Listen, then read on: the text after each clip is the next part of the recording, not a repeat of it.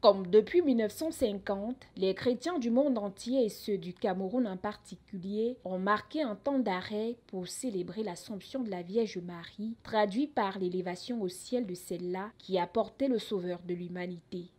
Pour nous, les catholiques, n'est-ce pas, parce qu'elle célèbre Marie, qui est une figure très importante aussi, un modèle de foi pour les chrétiens que nous sommes.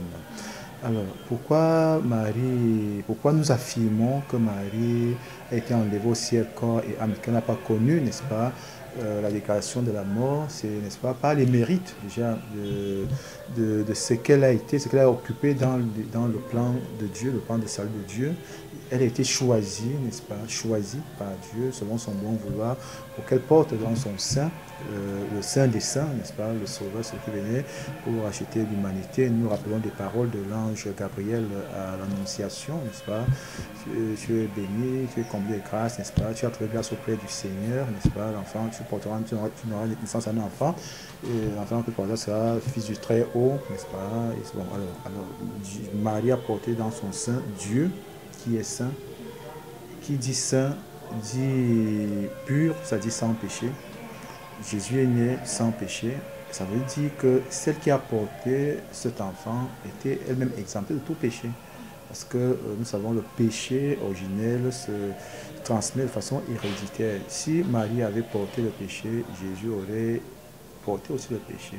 Mais si Jésus est né, donc, par conséquent, si Jésus est né sans péché, ça veut dire que ce qu'il a porté ne lui a pas transmis le péché. Donc Marie, étant née sans péché, parce que Dieu a voulu ainsi. Les chrétiens de la paroisse Saint-Pierre de Con n'ont pas manqué ce grand rendez-vous solennel en ce 15 août 2024. Tout le monde qui veut aller à Dieu peut poser son regard sur Marie pour voir quel a été, n'est-ce pas, son parcours de foi, n'est-ce pas, qui se caractérise aussi. Parce que c'est vrai qu'elle a eu une grâce exceptionnelle, n'est-ce pas, de porter en son sein le Fils de Dieu.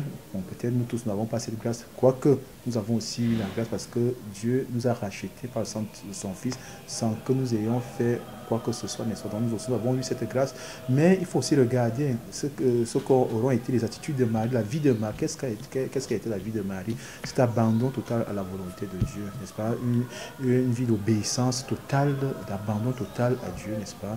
Je suis la servante du Seigneur, qu'il m'advienne selon ta parole. C'est-à-dire que chacune de tes volontés puisse s'accomplir dans ma vie. C'est ça, c'est ce qu'on attend du chrétien, que chaque volonté de Dieu pour lui puisse s'accomplir dans sa vie. Et sur ce plan-là, Marie est le modèle par excellence. Non pas seulement parce qu'elle est la mère de Jésus, mais parce qu'elle a témoigné par elle aussi, n'est-ce pas, par ses mérites. Elle nous a montré que chaque homme peut parvenir à Dieu, n'est-ce pas.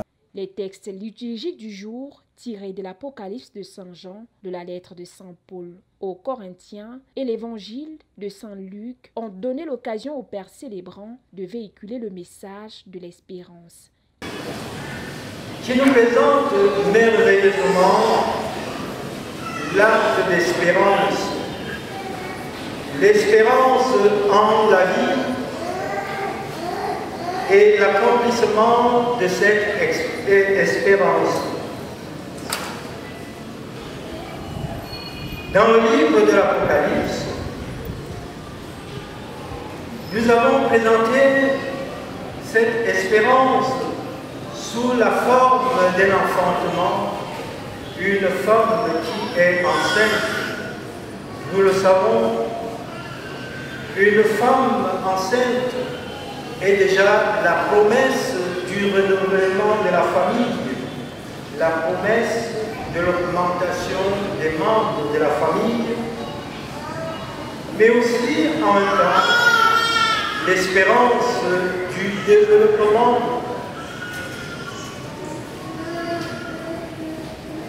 Dans le livre de Salut, nous regardons à nouveau cette espérance, mais dans un dialogue tout à fait familial entre deux sœurs, Élisabeth et Marie.